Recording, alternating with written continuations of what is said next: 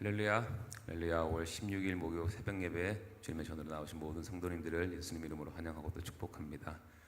저희들이 인생을 살아가면서 어떤 상황을 맞이할지라도 주님이 우리와 함께 하심을 저희들이 항상 기억하고 그리고 우리의 간구와 기도를 들으시는 그 신실하신 하나님만을 의지하며 나아가는 저희들 모두가 되기를 소망합니다. 우리 시간 모든 상황 속에서 주님을 찬양하며 나아갈 것을 이 찬양으로 함께 고백하며 나아갑시다.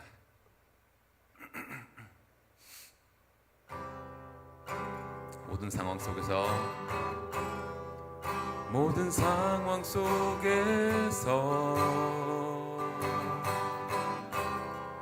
주를 찬양할지라. 주는 너의 큰 상급 큰 도움이시라.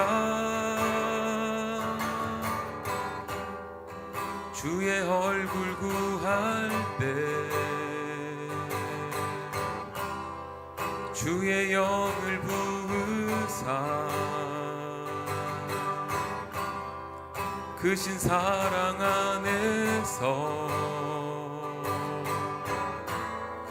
주를 보게 하소서.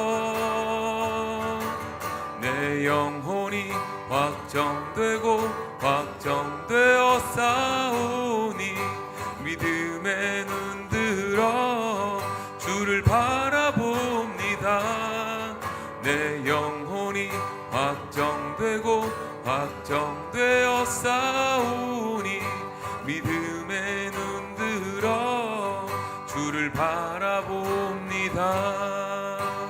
모든 상황 속에서 주를 찬양할지라. 주는 너의 큰 상급 큰 도움이시라. 주의 얼굴 구할 때 주의 영을 부으사 크신 사랑 안에서 주를 보게 하소서. 내 영혼이 확정되고 확정되어 싸우니 믿음의 눈 들어 주를 바라봅니다. 내 영혼이 확정되고 확정되어 싸우니 믿음의 눈 들어 주를 바라봅니다. 내 영혼이 확정되고 확정되어 싸우니 믿음의 눈 들어 주를 바라봅니다. 내 영혼이 확정되고 확정되어 싸우니 믿음의 눈 들어 주를 바라봅니다. 믿음의 눈 들어 주를 바라봅니다.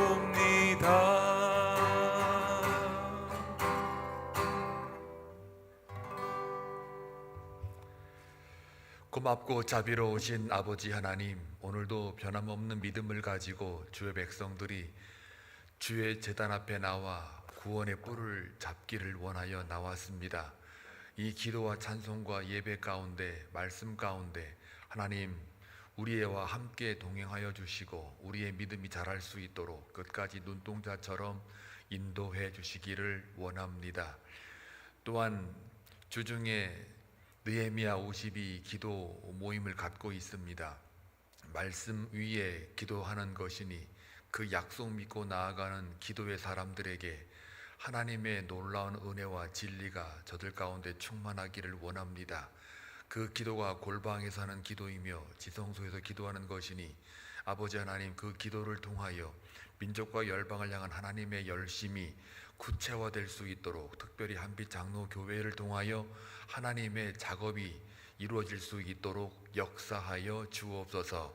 귀하게 쓰임 받기를 원합니다. 기도하는 용사들이 하나님 앞에 설 때에 위풍당당하게 세상을 향하여 빛과 소금이 될 수 있도록 역사해 주시기를 원합니다. 하나님 아버지, 우리가 할 수 있는 건 기도밖에 없사오니 기도가 선교이며 기도가 능력이며 기도가 하나님의 마음인 줄로 믿습니다. 그 믿음을 가지고 나아가는 주의 백성들에게 하나님 늘 하나님의 영으로 채워 주옵소서. 오늘도 주의 말씀을 통해서 하루를 살아가는 동안 주께서 늘 말씀하시는 것을 귀담아 듣고 하나님의 계시의 말씀대로 여호와의 명령과 규례를 순종하는 그러한 지혜로운 백성 되게 하여 주옵소서. 예수님의 이름으로 기도하옵나이다. 아멘. 열왕기상 17장입니다. 17절에서 24절 함께 교독할 때 하나님의 음성을 들을 수 있기를 바랍니다. 2일 후에 그 집 주인 되는 여인의 아들이 병들어 증세가 심히 위중하다가 숨이 끊어진지라. 여인이 엘리야에게 이르되 하나님의 사람이여 당신이 나와 더불어 무슨 상관이 있기로 내 죄를 생각나게 하고 또 내 아들을 죽게 하려고 내게 오셨나이까. 엘리야가 그에게 그의 아들을 달라 하여 그를 그 여인의 품에서 받아 안고 자기가 거처하는 다락에 올라가서 자기 침상에 누이고 여호와께 부르짖어 이르되 내 하나님 여호와여 주께서 또 내가 우거하는 집 과부에게 재앙을 내리사 그 아들이 죽게 하셨나이까 하고 그 아이 위에 몸을 3번 펴서 엎드리고 여호와께 부르짖어 이르되 내 하나님 여호와여 원하건대 이 아이의 혼으로 그의 몸에 돌아오게 하옵소서 하니 여호와께서 엘리야의 소리를 들으심으로 그 아이의 혼이 몸으로 돌아오고 살아난지라. 엘리야가 그 아이를 안고 다락에서 방으로 내려가서 그의 어머니에게 주며 이르되 보라 내 아들이 살아났느니라. 다 같이 여인이 엘리야에게 이르되 내가 이제야 당신은 하나님의 사람이시요 당신의 입에 있는 여호와의 말씀이 진실한 줄 아노라 하니라. 아멘. 사르밧 과부의 아들이 죽었다는 이야기와 엘리야가 간절히 기도해서 사르밧 과부 아들이 다시 살아났다라는 이야기를 담고 있습니다. 그리 시냇가에 숨어 있으라고 했던 하나님의 명령에 따라 숨어 있다가 결국은 이제 가뭄이 들면서 하나님의 심판이었죠. 이제 다른 데로 가야 되는데 가라고 한 그곳이 사르밧 과부의 그 가정입니다. 그것도 이스라엘에 있는 과부가 아니고 이방 땅에 있는, 그것도 자기를 죽이려고 달라드는 그 아합 왕의 아내 이세벨의 고향 나라인 시돈에 가서 또 거기에 사는 사르밧 과부, 이방 여인의 과부, 자기를 죽이려고 하는 그 본토에 있는 시돈, 그 이방 여인에게 가라. 이 상황이 말도 안 되죠. 이성이 있다면, 생각이 있다면 이게 무슨 일인가. 이스라엘에 하고 많은 과부도 많은데 왜 이방 땅에 있는 과부를 가라고 했을까? 이것도 사실 질문해 볼 만합니다. 어제 우리가 이 부분에 대해서는 묵상을 좀 했는데요. 그리고 이제 보낸다 그러면 뭐 좀 부잣집에 있는 뭐 사람한테 가라 그러면은 좀 얻어먹어도 덜 미안하고, 그런데 꼴랑 지금 밀가루 한 움큼에 한 병 하나 딱 기름 남은 그것 먹고 우리는 죽겠다라고 하는 그 과부한테 보내는 거는 또 무슨 영문인지 모르잖아요. 어떻게 하나님은 이렇게 인도하시냐.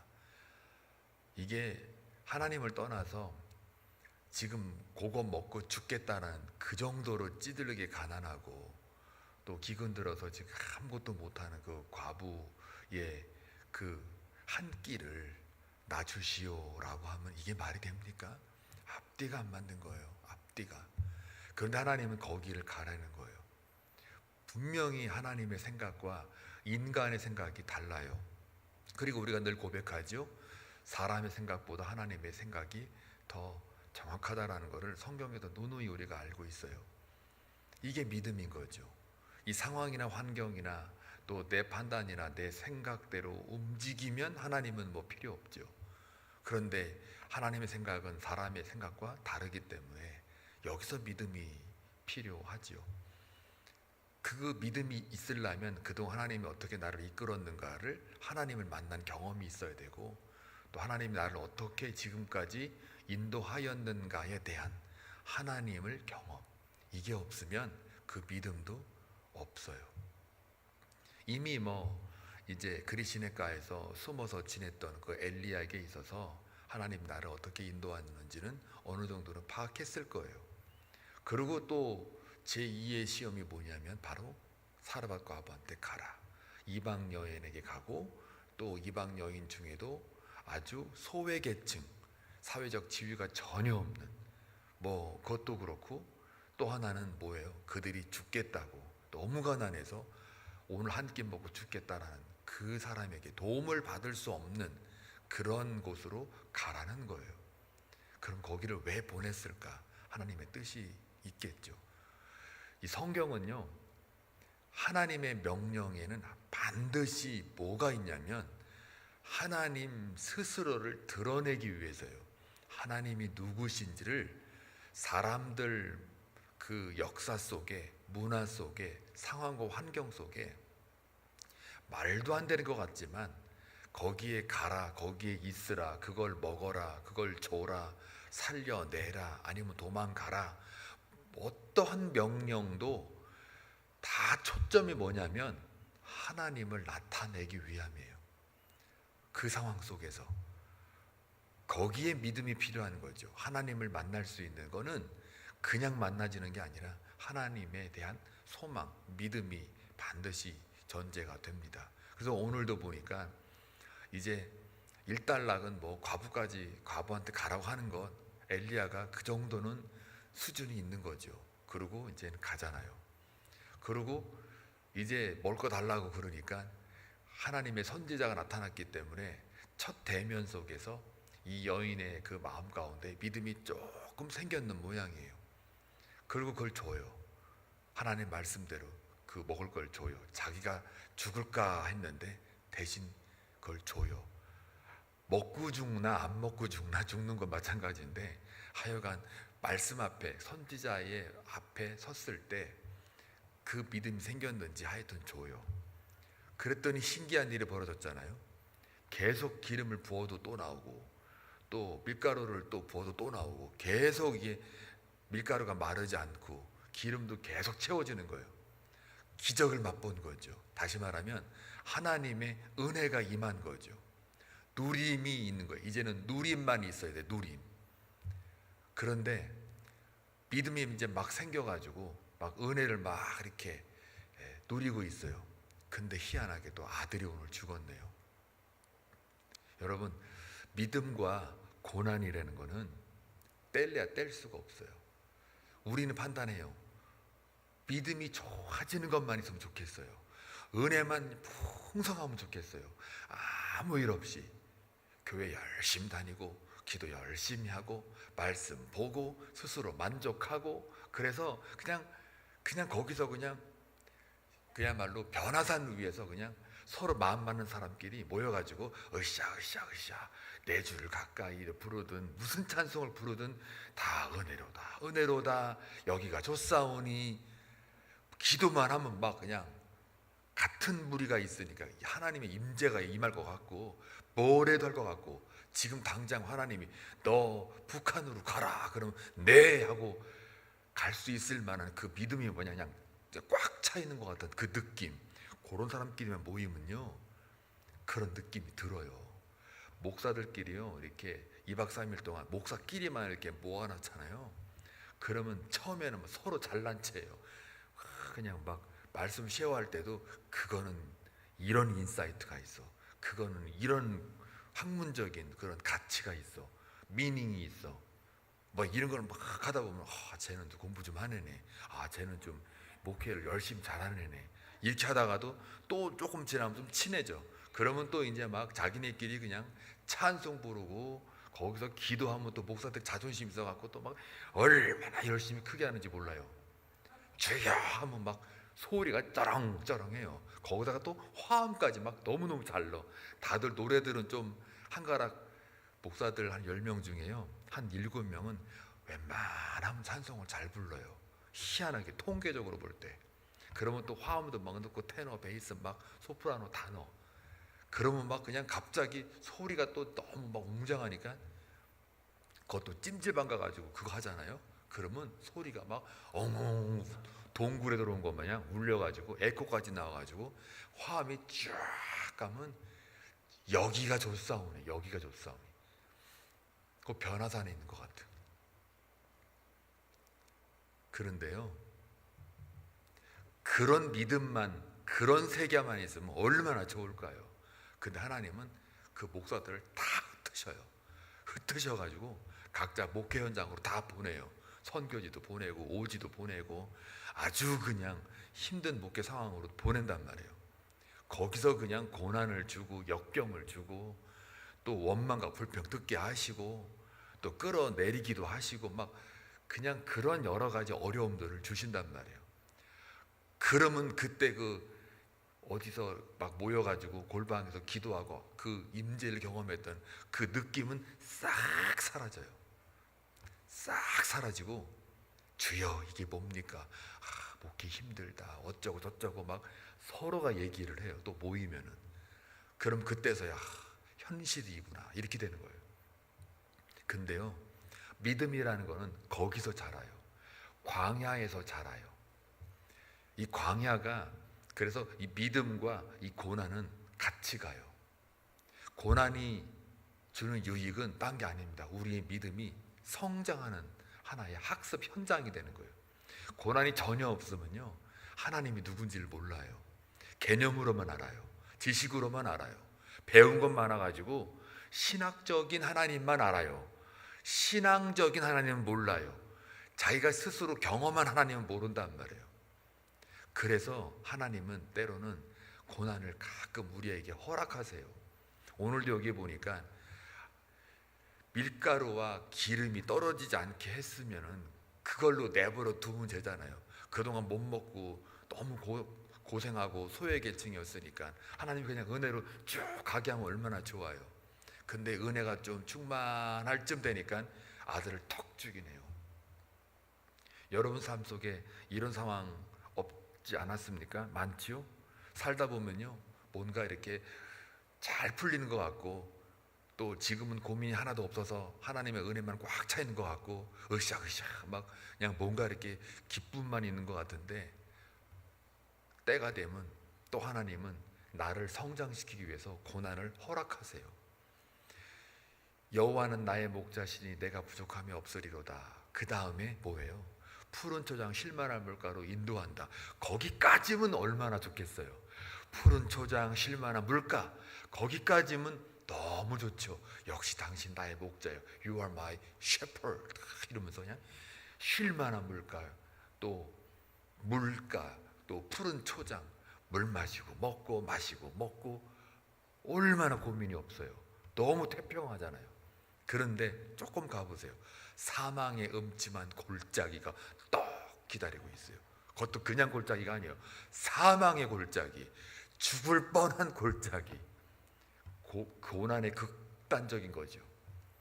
거기를 갔는데 하나님을 얼마나 경험하고 고난을 경험했으면 사망의 음침한 골짜기를 다닌다 할지라도 내가 뭘 두려워해요? 그 해를 두려워하지 않을 것은 주께서 나와 함께 하심이라.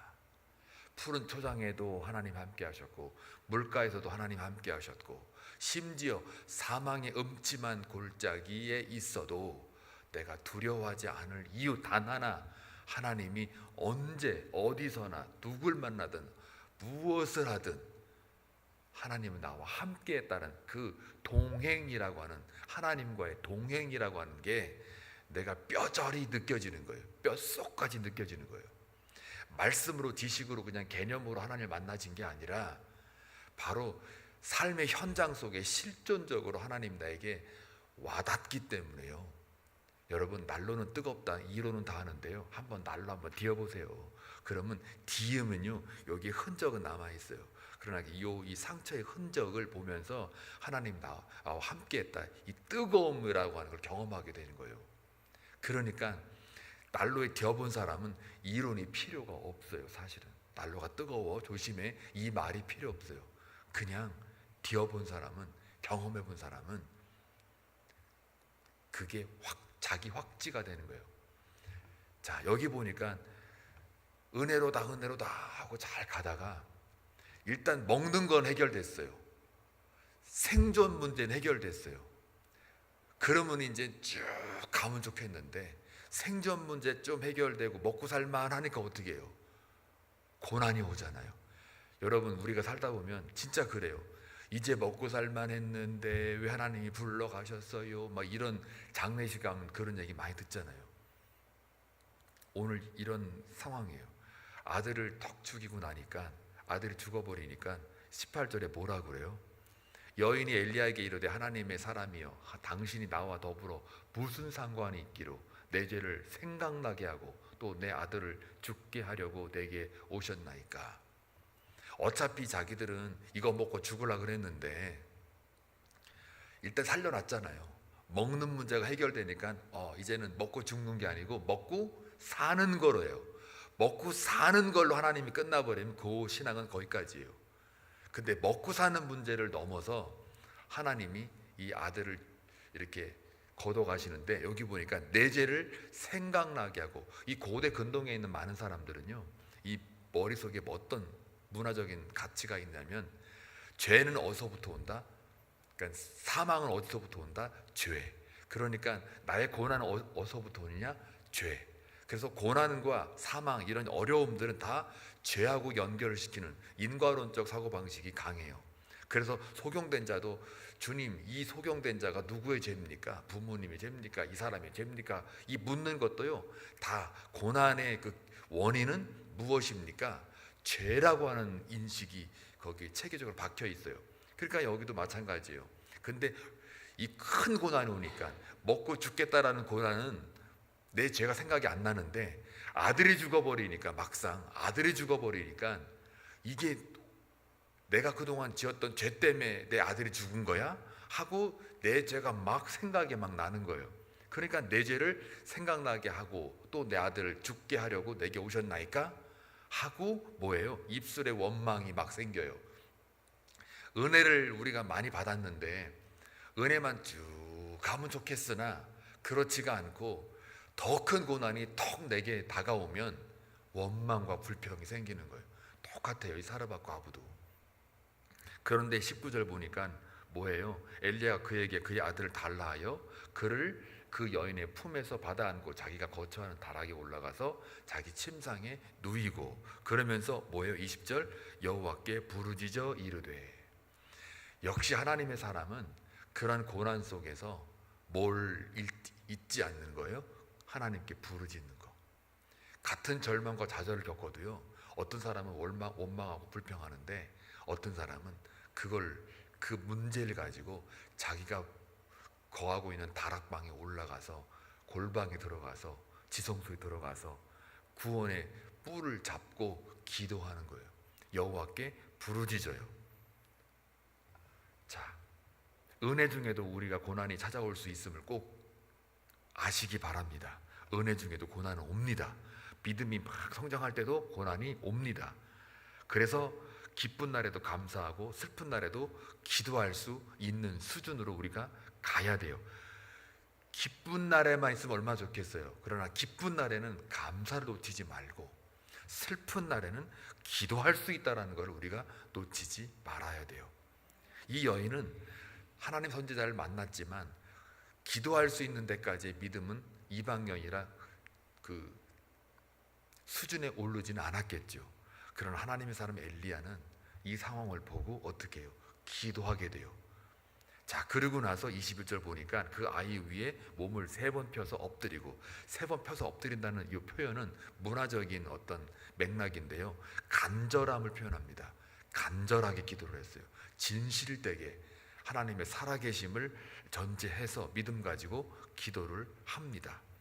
자, 이때에 22절 그 아이의 혼이 몸으로 돌아오고 살아났다 그랬어요. 그리고 23절에 이르되 보라 내 아들이 살아났다 하고 선포를 해요. 이게 대단한 거예요. 그 죽은 아이를 데리고 기도하러 간다는 것 자체가 이게 보통 믿음이 아니죠. 만약에 안 살아나면 어떻게 되는 거예요? 근데 이 선지자의 이 마음 안에, 믿음 안에는 하나님의 그 능력을 확실히 믿는 그 믿음이 있었어요. 근데 이 믿음은요, 바로 앞으로 다가올 갈멜산 전투를 위한 하나님의 또 하나의 훈련이에요. 엘리야에게도 훈련이요, 사르밧 과부에게도 하나님 누구신가를 드러내는 장면이에요. 갈멜산 전투에서 이길 수 있는 이유도 바로 이런 경험을 엘리야에게 하나님이 허락하시는 거예요. 자, 그리고 나서 24절 아들이 살아났더니 사르밧 과부의 믿음이 한층 성장하죠. 뭐라고 고백해요? 여인이 엘리야에게 이르되 내가 이제야 아까는 아닌데 이제야 당신은 하나님의 사람이시오. 당신은 입에 있는 여호와의 말씀이 진실한 줄 아노라. 여호와의 말씀이 진실한 줄 아노라. 믿음의 고백이죠. 아까 18절에는 뭐예요? 나와 더불어 무슨 상관이 있기로 내 죄를 생각나게 하고 내 아들을 죽게 하려고 내게 오셨나이까. 입술에 원망이 있다면 24절에 아들이 살아나는 경험을 하고 나니, 고난을 겪고 나니, 하나님의 능력을 체험하고 나니까 믿음의 고백이 24절에 여호와의 말씀이 진실한 줄 이제야 내가 압니다 라는 고백을 하게 돼요. 저와 여러분은 오늘 이 본문을 통해서 분명히 깨달아야 할 게 있습니다. 생존의 문제에 너무 집착하지 말고 생명의 문제에 집중하라. 이걸 통해서 생존의 문제, 그러니까 먹고 사는 문제에 은혜가 쭉 가지만, 그러나 또 하나님은 생명의 문제에 집중할 수 있게끔 고난을 우리에게 주신다는 거예요. 그래서 하나님은 우리를 여전히 훈련시키고 고난을 허락하시는 이유, 바로 내가 하나님이다. 네 삶에 내가 왕이다. 내가 주인이다. 그리고 나는 너의 신실한 하나님이다. 약속 안에서 너희들의 삶이 지금 진행되고 있는 거다 라고 하는, 또 하나 이스라엘이 아니라 왜 이방 여인에게 가게 하였을까 라고 할 때 그 이스라엘의 영적 상태를 알려주고자 하는 거예요. 그래서 사르밧 과부를 통해서 하나님이 누구신지를 다시 한번 만천에 하나님 스스로가 이 가난한 가정 안에서 하나님을 드러내시는 그런 장면이 바로 오늘의 본문입니다. 여러분, 오늘 하루 살아가는 동안 은혜 아래 있기를 기도하시고, 또 은혜 가운데 내 믿음 가운데 반드시 고난은 찾아올 수 있다.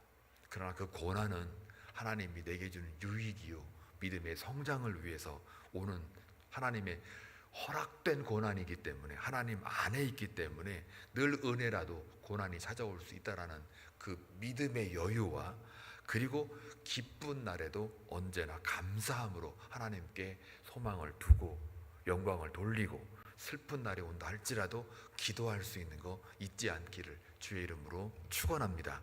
기도합니다. 좋으신 아버지 하나님, 오늘 사르밧 과부 아들을 살려내신 그 하나님의 기쁜 뜻 가운데에 그 사르밧 과부의 믿음을 성장시키고 엘리야를 통해서 또 아들을 살려낸 그 하나님의 도구가 쓰임받는 그 은혜가 있었기에 이제 장차 다가올 갈멜산 전투에서 엘리야에게도 믿음의 성장이 있고, 또 이방 땅에 하나님의 말씀을 제대로 섬기는 그런 구원의 통로가 되는 이방 여인을 세웠던 그 하나님의 놀라운 손길을 다시 한번 우리가 묵상해 봅니다. 오늘 하루 살아가는 동안 주의 백성들이 하루하루 살아갈 때 내 몸과 영혼이 하나님을 향하게 하시고, 나를 봄으로 인하여 하나님의 얼굴이 보여지는 놀라운 축복의 통로가 될 수 있도록 역사하여 주옵소서. 믿음과 고난은 뗄래 뗄 수가 없으니 하나님이여, 우리의 믿음을 성장시키기 위해 고난을 허락하신 그 하나님의 기쁜 뜻을 알고 늘 언제나 여호와를 찬송하며 나아가는 귀한 주의 백성들 다 되게 하여 주옵소서. 예수님의 이름으로 기도하옵나이다. 아멘.